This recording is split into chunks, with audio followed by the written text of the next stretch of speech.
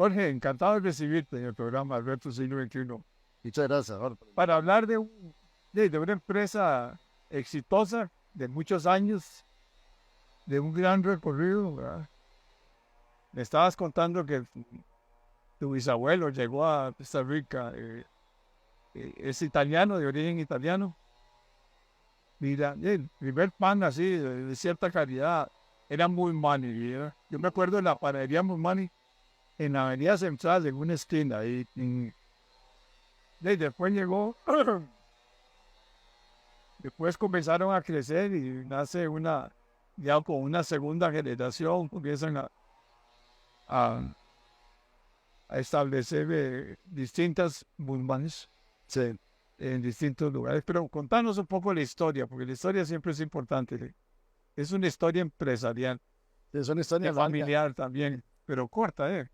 Sí, sí, porque ven, 122 años No es se resume muy, ¿verdad? Pero sí, él llega a Costa Rica con su familia y empiezan en el negocio de pastas, de espaguetis, digamos, porque aquí no se consumían y entonces ellos empiezan a hacerlo para consumo personal y la comunidad les empieza a pedir que cuando haga para vos, hacen un kilito para mí y así.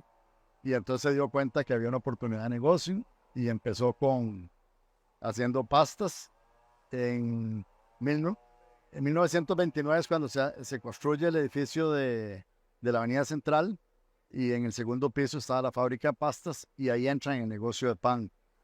Y de ahí en adelante pues trajeron muchos panaderos italianos a enseñarnos, a capacitarnos a hacer pan. Y, y bueno, de ahí viene toda una historia que es muy exitosa, llena de desafíos. Después eran dos hermanos, don Domingo, Nicolás. Después se separan y uno se queda con la parte de pastas, que corre ahora más por las venas de Pasta Roma. Y el otro se queda con la parte de pan, que es el lado de mi familia. Y entonces a nosotros nos tocó más heredar la industria de panificación. Y después para saltar ya un poco más a la generación actual, en el 70, mi papá, ya había muerto mi bisabuelo, los hijos no habían podido continuar con el negocio y los bancos se acercan, mi papá se había independizado, perdón, y había puesto su propia industria que se llamaba Pinova, donde hacía pan de molde. Aquí tampoco se conocía el pan cuadrado. Lo conocemos como pan cuadrado, pan de molde. Y entonces él había iniciado, se había independizado ese negocio. Mumani en el 70 entró en problemas financieros, ya en ausencia de mi bisabuelo. Y buscan a mi papá para que se haga cargo del negocio y le facilitan un poco la entrada. En lo cual él estaba comprando un negocio muy grande, lleno de problemas, porque ya era un negocio grande para su tamaño. Entonces él lo compra en el 70 y empieza a administrarlo, a hacer todo lo que puede para manejarlo, teniendo en una familia de 6 hijos y otros compromisos de familiares también. Del 70 al 80, él administra muy bien la empresa y la saca adelante, la estabiliza, nos da la educación a todos nosotros. Yo cuando salgo del bachillerato, me acerco a trabajar bueno, me mandan, no es como un acercamiento tan voluntario, y me meto a trabajar con él y prácticamente me mandó directo a conocer el negocio del pan y como decir un oficial de mesa, o sea, había que hacer pan así con el brazo y todo lo que se ve que mueve la masa y le dan vueltas. sí, todo ese oficio tuve que aprenderlo y en cuestión de 6 meses de que ya yo estaba ahí trabajando, me gané una beca que él aplicó por mí. Y digo yo, porque esos eran los tiempos de antes, que no es que te dan tanto a elegir de qué quieres estudiar y sino mira, te ganaste una beca y qué bueno aprovecharla. Y por dicha, yo se lo agradezco montones. Yo ya estaba con intenciones de estudiar ingeniería industrial, Me fui a un instituto en Kansas especializado en industria de panificación.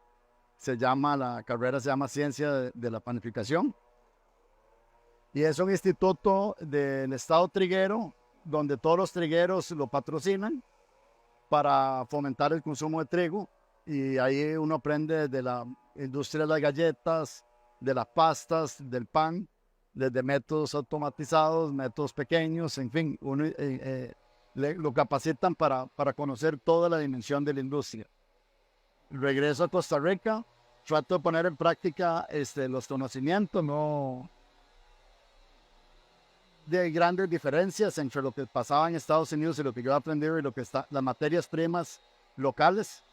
En ese tiempo no había las comunicaciones de hoy, sino que era por telex. Y entonces aquí era donde mi abuelo que me prestara el telex y mandarle el telex al profesor. El profesor ya ahí tenía más recursos, me llamaba por teléfono, le explicaba y él empezó a notar que teníamos muchas diferencias en materias primas, harinas, grasas y azúcares. Y entonces me invitó a irme otra vez a Kansas. Sí, pero ya a trabajar con él como asistente. Y entonces estuve trabajando con él un año en el instituto y casualmente investigando las diferencias entre las materias primas de un lado y del otro. Encontramos grandes diferencias, las harinas de allá son clorinadas, las de nosotros no. Eso hace que las de harinas de aquí no soporten más azúcar que harina en una formulación, por ejemplo. Y entonces todas las formalizaciones cambian, todo cambia, desde las materias primas. Entonces se diseñó un curso específico para los países que tenemos este tipo de materias primas, que es básicamente Latinoamérica, por la forma en que se desarrolló la industria de materias primas. De ahí aprendí muchísimo, ya regresé a Costa Rica, eso estamos hablando en el 84. Una maestría en pan. Pan, sí. No es cualquiera, yo creo que hay pocas personas. Pues tuve esa gran oportunidad y además de contar con toda la experiencia que tenía mi papá en el área, también mi papá una persona muy reconocida en la industria, entonces me acercó al gremio panadero, el cual me recibieron bien, y pude aprender mucho de ellos. Y ahí empezó ya un debate entre lo que era el negocio de mi papá en ese momento, que era principalmente tenía 5 puntos de venta, pero principalmente le vendía licitaciones de gobierno. Estamos hablando, le vendía el pan a hospitales, a la policía, a la reforma, etcétera, etcétera. Y es de momentos complicados porque era la época de la devaluación, la época de Carazo, y ajustar los precios de licitaciones es un trámite muy lento y la devaluación era muy rápida. Entonces eso lo tenía en una situación financiera bastante acongojante. Y ahí que yo empiezo a tratar de promover cambios y tratar de buscar una manera de poder vender de contado, o sea, venderle más al público directamente sin tener que pasar por contratos menos del gobierno que eran tan largos de cobrar y de ajustar en los precios. Yo vengo ya con las tecnologías nuevas que había aprendido para simplificar los procesos en los puntos de venta. Y bueno, yo ahí trato de crecer, mi papá ya está un poco cansado. Teníamos diálogos y nos confrontábamos un poco en la parte tecnológica. Sin embargo, yo conseguí un local con un amigo, José Marín Raventós, que es por el mercado de la Coca-Cola en el edificio Rofas. Y mi papá ahí no quiso entrar a apostarle a mis ideas, pero es curioso. No quiso entrar como socio, pero me prestó la plata. Pero en ese entonces me prestó 50,000 colones y José Marín puso 50,000. Hicimos el negocio a medias y el negocio era muy sencillo. Arrancábamos comprándole el pan a él y revendiéndole.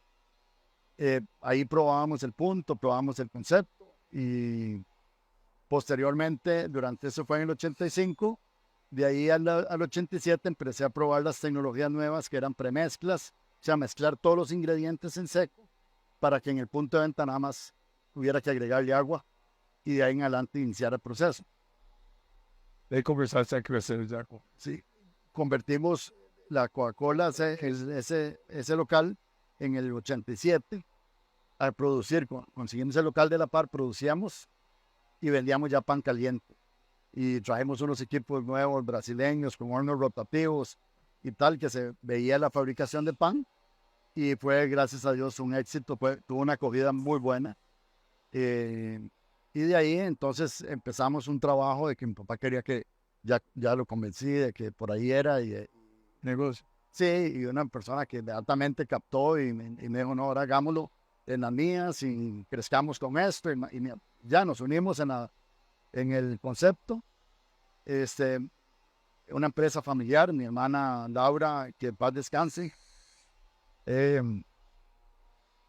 la persona ordenada financieramente, la cual hacía que los números entre lo que se fabricaba y lo que yo vendía fueran exactos, porque era súper ordenada. Y eso, ¿por qué lo rescato? Porque después se van incorporando nuevos miembros, como mi hermano Franco, mi otra hermana Gabriela, que también ha estudiado panadería conmigo, y Roxana nos ayuda en publicidad, Norma en servicio al cliente, y Franco, que con todas sus habilidades que hoy le conocemos, de relaciones públicas, comerciales, de mercadeo, nos ayuda al crecimiento. Pero también en ese entonces los supermercados no tenían panaderías. Los supermercados, no existía eso que usted comprara el pan caliente dentro del supermercado. Y se nos acercó Rayo Azul, en ese momento, José Gerardo Chavarría, y éramos de la generación. Entonces, Coqui, yo quiero que me pongas una igual, así como esta, dentro del supermercado de Rayo Azul Alajuela. Y bueno, ahí vamos a ver dónde. Y al final le pusimos el taller a la par de su oficina, ahí en un segundo piso y abajo el despacho. Y gracias a Dios tuvo mucho éxito. Y ahí los demás por menos se enteraron. Entonces me visitaron, me pidieron una cita, me visitaron, conocieron el modelo y me pidieron que se lo montara. Lo iniciamos en más por menos Desamparados. Y después nos pasamos ahí, hicimos varios más por menos. Después se acercó los Alonsos, se acercó Perimercados, o sea, los Saborío. Después don Armando González de ABPM. En fin, tuvimos la oportunidad de ir ayudándoles a todo el gremio de supermercados de poner panaderías con tecnología de premezclas en ese momento. ¿Pero ahí era una asesoría o eran socios ustedes? Lo que hacíamos es que les vendíamos el equipo, toda la instalación y la materias primas. No había royalty, sino que el contrato era que nos compraran las premezclas. Y entonces nosotros fuimos haciendo una industria de premezclas y lo fuimos automatizando. Todavía existe. Lo fuimos automatizando y entonces ellos nos compran las premezclas, le agregaban agua y de ahí partía el proceso de pan. Pero ¿qué quiere decir? Que es igual el que le compro en el automercado que le compro a otro. Mira, parecido, pues. En las formulaciones de pan hay muy pocas diferencias que puedas hacer a nivel de materia prima. Las diferencias son más que todo en procesos. ¿Qué tanta fermentación le das? ¿Qué tanta agua le pones? La forma, el tamaño. Muchas de las diferenciaciones vienen en el proceso, más que en las materias primas. Si son masa madre, si la dejaste fermentar 2 horas o 5 horas, ese tipo de cosas producen mucho más diferencia que la harina y la grasa y el azúcar, digamos. Claramente habían también diferentes variedades de premezclas, entonces habían unos que consumían una y otros otra. Pero el concepto era así, y así se estaba manejando la industria En el mundo. Nosotros veníamos como siguiendo la tendencia. Después venía la tecnología de masas congeladas, que era ya más adelante, donde lo que trata es que ya nosotros en la centralización, en la fábrica, produjéramos el pan, lo enviáramos formado, pero la masa congelada. O sea, nada más el baguette, digamos, formado. Y ahora entonces lo mandábamos congelado. Eso implicaba que había que tener una red de frío, la planta, un equipo de frío muy grande para poder congelar. y después de mantener y distribuir. Y los puntos. Entonces era toda una inversión que costó, tuvo sus desafíos sumamente importantes, pero conforme se fue probando de que era más sencillo, menos mano de obra en los puntos de venta, menos espacio, menos equipo, fue tomando su campo. Entonces, Mosmani decidió invertir fuerte en eso, y empezamos a cambiar las tiendas nuestras a masa congelada. En ese entonces ya los supermercados, en tiendas de más por menos y otros empezaron a decir, este negocio es muy bueno, ya yo quiero hacer las premezclas yo y no te las voy a comprar. Y empezaron a quitarnos, digamos, parte del negocio y el volumen. Y ya la siguiente tienda, cuando íbamos por la séptima, ya ellos la querían abrir toda y ya nosotros nos estaban dejando por fuera. Y ellos se montaron su propio centro de producción. Entonces nosotros viendo eso, dijimos, no le vamos a compartir la tecnología de congelado porque nos la va a copiar más rápido que, ¿verdad? Y entonces ahí tomamos la decisión y dejamos de venderle a los supermercados y nos salimos de todos los supermercados. Y ahí nace Russell. Ahí, bajo esa decisión y ya en conjunto con la familia, que fue una decisión consensuada, y con las herramientas de mercadeo franco, empezamos a hacer a convencer ya no a los supermercados, sino a empresarios independientes que se montaran su propio negocio con la marca Mosmani, porque los supermercados nunca nos permitieron meter la marca. En ese entonces la marca Mosmani no era tan fuerte y entonces ellos no nos la reconocían. Entonces la fuimos desarrollando con empresarios independientes. Y rescato lo de mi hermana Laura, que al ser tan ordenada financieramente fue muy fácil, porque yo no tenía ninguna ventaja por ser Pacheco, porque teníamos las cuentas sumamente claras. O sea, lo que es de mi papá es de mi papá, y lo que es de José Marín y de Jorge Pacheco era nuestro. Entonces después cambiarle nombre, que en lugar de que fuera de José Marín y de Jorge Pacheco, fuera de Jorge Budrich, Sí, eso. era lo mismo. Sí. Era simplemente un Funcionario, copy-paste y ahí empezamos a evolucionar, pero ya con marca y tal, y siempre fueron las mismas condiciones para un familiar que para un tercero de cómo operaba una franquicia. Y nosotros lo que teníamos claro es que para que operara una franquicia tenía que ser negocio para el franquiciado, igual que tenía que ser negocio para mí, para yo querer ser dueño. Entonces, bajo ese principio siempre procuramos que cada quien que abriera una tienda, pues no podíamos garantizarlo, pero que estuviera muy cercano a la seguridad. Fuera rentable y que ellos siguieran las indicaciones de calidad, eso sí. Y si no lograban las ventas, nos preocupábamos mucho, tratábamos de ayudarle y buscar las razones de por qué y seguir aprendiendo. Entonces así fuimos construyendo una red muy grande de tiendas, hasta llegar a tener, bueno, aquí es más de 173 y después, y digo yo hasta llegar a tener porque después hubo la parte donde nosotros vendimos. Pero tuvimos a la cervecería. Vendemos a la cervecería en diciembre del 2011. Y bueno, ahí antes hay otros acontecimientos importantes. Pero digamos, para darle una continuidad a todo lo que fue la trayectoria tecnológica. Pero ahí. ustedes venden digamos, venden todo el negocio a la gente de la cervecería, las que eran propias, me imagino. Sí, ahí Había otros franquiciados que no vendieron. Exacto. Ahí nosotros lo que teníamos la fabricación de pan, que era una fábrica muy moderna, es una fábrica muy moderna, todavía sigue siendo la fábrica más moderna de Centroamérica, con más automatización, mejores controles, etcétera.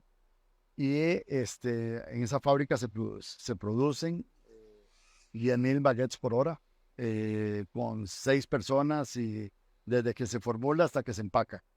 Son esas 10 personas. Sí. Entonces, claramente hay una economía de escalas importantísimas que es necesarias para compensar el costo de la energía que nos va a tomar congelar el producto. Si no hay eficiencias industriales, saldríamos más caro que la competencia.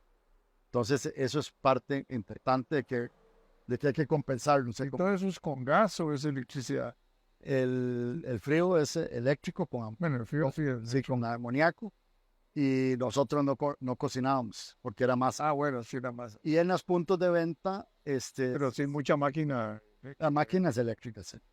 Y en los puntos de venta, dependiendo del franquiciado, le damos opciones de que si quería hornos a gas o eléctricos y dependiendo del local, porque a veces hay locales que no te permitían gas. Pero entonces teníamos un híbrido entre gas y eléctrico en los locales. Entonces, cuando vendemos a la cervecería, ellos compran el negocio de la planta, que era, tratamos de separarlo, de venderlo por aparte, pero habían siempre una dependencia de este negocio muy fuerte de y entonces al final decidimos, y la cervecería decidió comprarlo todo. Entonces ella compró la planta, de esas 170 tiendas, 35 eran propias y el resto eran franquiciadas, entonces nosotros solo podemos vender lo que es nuestro y el resto lo que siguió operando tal cual, o sea, porque ellos, los cervecería lo que hace es comprar los contratos, todas las obligaciones, responsabilidades y derechos, ¿verdad? Entonces adquieren los derechos, pero también las obligaciones que hemos adquirido nosotros con los franquiciados. Y hace esa transición y ya la cervecería pues tiene sus proyectos aparte. Bueno, lo interesante es cómo un grupo familiar y desarrolla un negocio tan grande como es ese, tan especializado. Bueno, primero invierte en vos y en tu hermana, en el sentido de capacitación, ¿verdad? Que es muy importante. Sí. La visión de tu abuelo y de tu papá, todo ese, porque eso de la panadería es un poco de, como de familiar, ¿verdad? Siempre, en todas partes del mundo, ¿verdad? Eh, yo no sé grandes países cómo lo manejan, pero hay mucho de esa familia panadera. Ujú. Eh, Aquí vino luego, lógicamente, el mozo de mexicano aquí, Bimbo, que se vino a arrasar con todo lo que era en otras marquitas que habían de spam. Sí, hay una historia muy bonita, bueno, muy bonita ahora. En el momento fue muy estresante. Estamos hablando en el 98. Sí, porque ellos querían posiblemente comprarte todo a vos para sacarte del mercado. Sí, Bimbo ya venía creciendo naturalmente Por sur en Centroamérica. todo Centroamérica y venía México era el fuerte, ¿eh? el fuerte Bueno, y subió Centroamérica. hasta Estados Unidos, ¿verdad? Creo. Sí, y Latinoamérica. Bimbo es un monstruo. Es la compañía de pan más grande del mundo. Y se lucha como una japonesa, pero es impresionante lo que tiene Bimbo. En ese momento Que venía comienza con una familia panadera, pero ya con una visión. española, es una familia española que pidió servir. Y bueno, son muy buenos empresarios de mucho nivel. Ellos empiezan y compran aquí, para cuando ya van a hacer la expansión en Costa Rica, compran la panificación de Cinta Azul, se lo compran a los Batalla, y entonces se va a hacer su planta donde ellos la van a transformar y van a tener las dos marcas, Bimbo y Cinta Azul. Después se pasa una cosa muy curiosa en ese momento que hay una familia en México que es los Servige y después los González, y los Servige los Bimbo y los González Gruma, que están dedicados al maíz y el otro al trigo Una tortilla y otro pan. pan.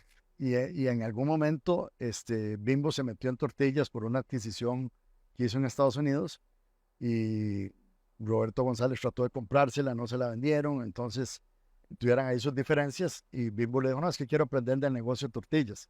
Le dijo, entonces yo voy a aprender del negocio de pan. Y son pleitos de esas familias grandes, poderosas, bueno, que traen sus repercusiones en el mercado y decidieron venir a pelear a Costa Rica. En ese momento de masas muy grandes, una empresa consolidada aquí, y le giran instrucción a nuestro amigo Hans Burger de que haga adquisiciones de panaderías. Y entonces ahí empiezan, ahí nos visitan para tratar de comprarnos. Compran Pan Camacho, compran Pan Roca, compran Smith, compran Algo Rico y dos marcas más. Entonces, y venían así chopping around para ganarle la batalla a Bimbo. El target de él era, aquí le ganamos a Bimbo. Y bueno, se acercaron de nosotros. Nosotros en ese momento, estamos hablando en el 98, estamos importando equipo para masas congeladas, estamos en proyecto. En plena expansión. Es plena expansión con los supermercados, con las franquicias, pero todo era un crecimiento bonito, saludable. Y entonces decidimos no vender. Y entonces, bueno, nos dijeron, bueno, tienen 3 opciones, o me venden, o nos asociamos, O van a la guerra. o vamos a la guerra, nos ponemos enfrente. Nosotros dijimos, bueno, ustedes hagan sus planes, nosotros tenemos los nuestros, y que Dios nos acompañe. Y bueno, la experiencia fue muy estresante, porque ellos realmente metieron muchísimo dinero. Si la gente que se acuerda, crearon aquella marca Brady, que era un pan, era su marca propia. Eliminaron todas las marcas que habían comprado. Y yo les pregunté un día, ¿por qué eliminaron la marca Camacho? Si era una marca Muy conocida en Costa Rica. Y resulta que el que mató a Colosio, el candidato a presidente en México, ¿sí?, era apellido Camacho. Ajá. Entonces dijeron que no querían que Nada con Camacho. nada con Camacho. Entonces, bueno, ese tipo de decisiones, se acaban de pagar un montón de plata por la marca. Bueno, entonces son cosas curiosas, pero para ver cómo se mueven esas plata. La cuestión es que ellos hicieron esa gran inversión aquí. Fueron momentos estresantes. Nosotros nos mantuvimos focalizados.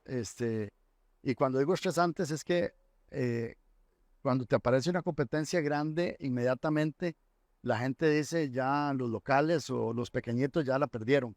Y ya nos daban como por descontados o por perdidos, porque dijeron, no, aquí ya se los van a comer. Mucho. Bien, inclusive los bancos. Entonces, cuando nos acercábamos a los bancos nos decían, pero Riesgo. ya lo que está pasando enfrente, ¿y ustedes cómo le van a ganar a eso? Y entonces yo me acuerdo que le decía, bueno, en este momento están viniendo los bancos del extranjero, ¿usted cómo le va a ganar a Scotiabank? Está bien. ¿Verdad? Entonces, ok, vamos de tú a tú. Y sí, porque aquí hay que defenderse, porque todo te trae hay un montón de obstáculos en diferentes áreas, ¿verdad? Y entonces hay que irlo superando, pero ahí lo superamos. En ese año nos pasó una tragedia en la familia, fue la muerte de mi papá, en 99, marzo del 99, y bueno, ahí también cambia un poco la historia, porque bueno, era el pilar, el fundador, el eje de la familia.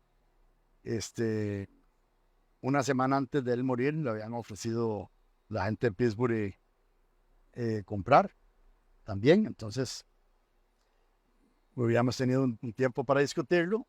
Y como digo, una semana antes, literal, y se discutió un poco en la familia, las conversaciones que se han tenido. El viernes, eso fue un martes, el viernes tuvimos el lanzamiento de un programa de calidad total que se usaba en ese momento, y teníamos a todos los empleados de Manny reunidos en el Hotel Irazú. Ahí lanzamos el programa. Ya después, cuando mi papá iba para la casa, sintió un dolor en el pecho, y ya ahí pasó una tragedia, y el martes ya no lo teníamos con nosotros. Entonces nos dejó, como es quien dice, la bola picando, y decir, ok, ahora tenemos interesado en comprar, y tenemos que tomar nosotros, los herederos, las decisiones. Nos pusimos de acuerdo la familia, le pedimos un año. No, pero lo curioso es que una familia muy unida. Muy unida. Sí. Muy, o sea, pensando todos en forma, bueno, ahí lógicamente están los hijos mayores, pero las hermanas también jugaron un papel muy importante, cada uno en su especialidad. Sí. Yo no sabía que tu hermana había estudiado Panadería. panadería también. Entonces, bueno, interesantísimo. Una familia grande, pero de una gran tradición. Un papá muy, muy especial. Mi papá era un hombre con mucho orgullo, muy honorable, un tipo muy afable. Siempre tengo lindos recuerdos de tu tata. Bueno, y tu mamá también. Sí. Pero lo interesante de toda esta historia es una historia de un grupo costarricense luchando contra una multinacional con una gran visión para crecer, y crecieron en toda Centroamérica y algunas partes en un negocio exitoso, pero de lo primero que hicieron fue invertir en el recurso humano, ¿va? Ujú. Eh, y, y estar viendo las mejores oportunidades de tecnología, eh, ver cómo yo nunca me imaginé que habían comenzado con esa, a hacer una red con los automercados y supermercados, todos los grandes, ¿verdad? De que luego, lógicamente, ellos van a decir, "Bueno, ¿para qué le vamos a dar un barem más y me voy a meter yo?" Pero ustedes tuvieron esa visión de seguir y crearon, y después lo vendieron a la cervecería. Pero, hey, esos son empresarios, o sea, Mm. empresario es el que se va a encontrar todos esos obstáculos, ¿verdad?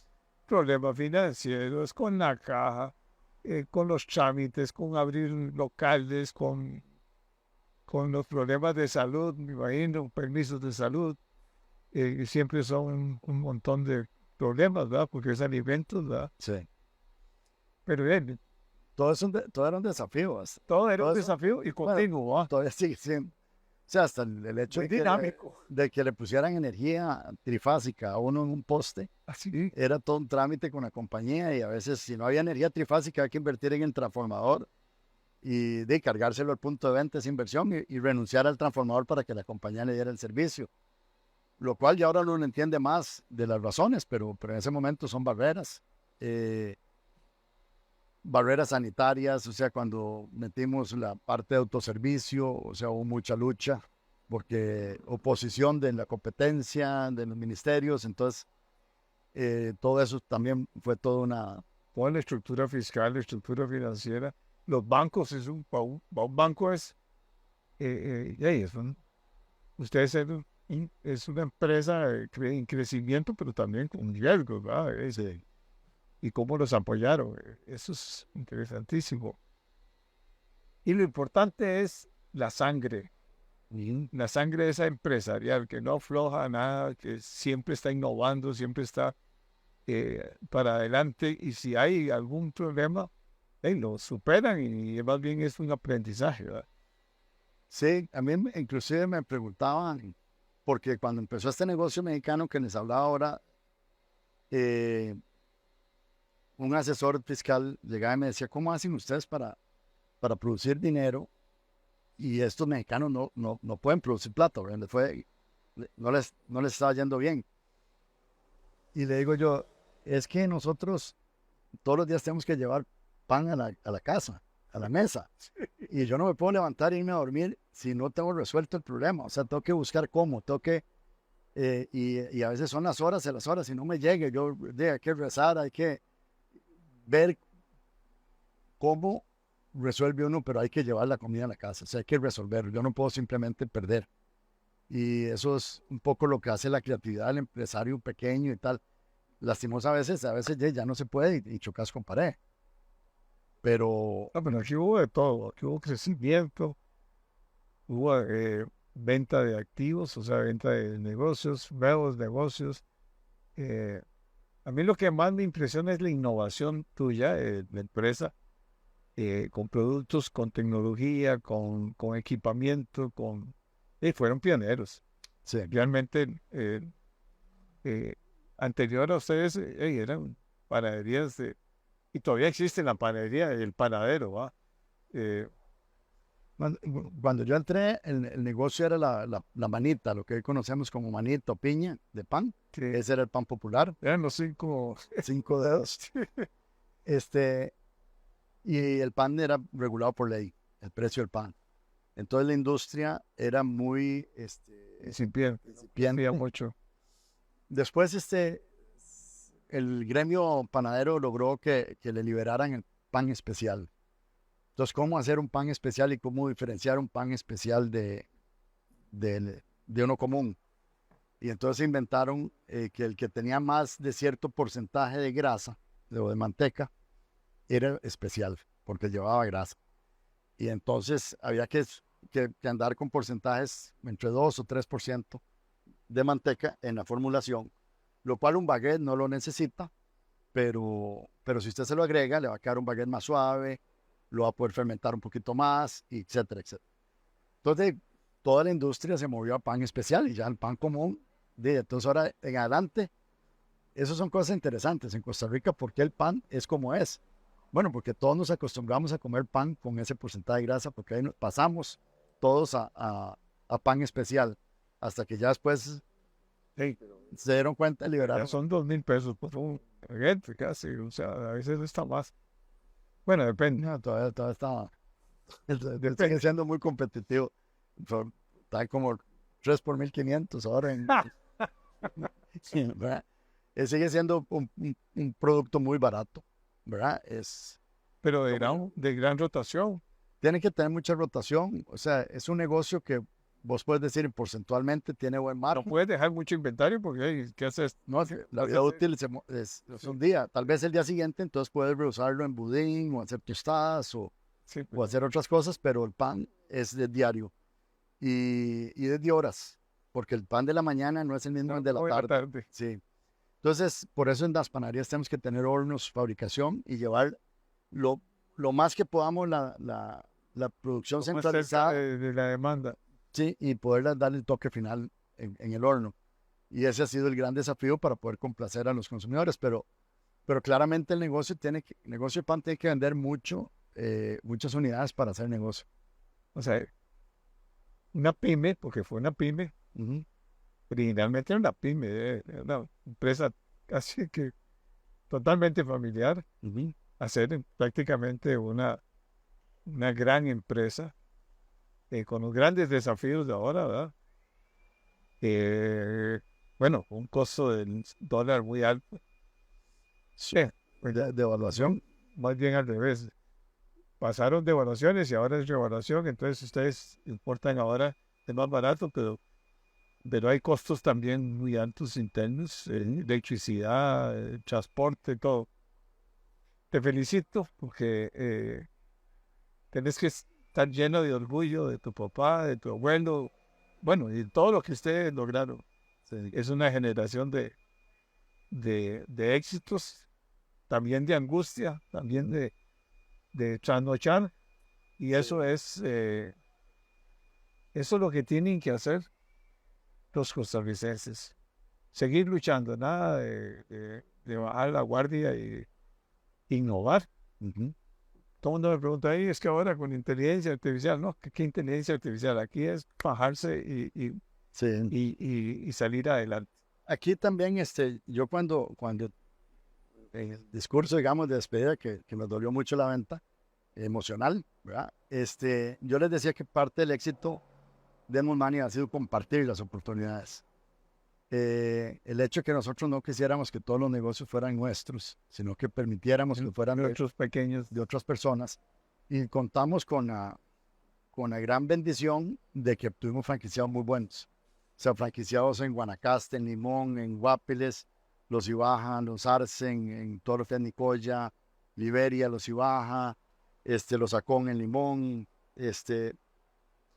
en Guapiles, en fin, tuvimos franquiciados una familia grande y cada franquiciado franquiciados que fueron creciendo. O sea, ellos tuvieron la primera, tuvieron éxito, tuvieron su segunda y ahí se fueron organizando familiarmente. Pero lo que decías al principio, el negocio del pan es familiar y eso se mantuvo familiar, porque las tiendas de Guanacaste son de los guanacastecos y entre ellos se dividen, las de Limón de los limonenses, en fin.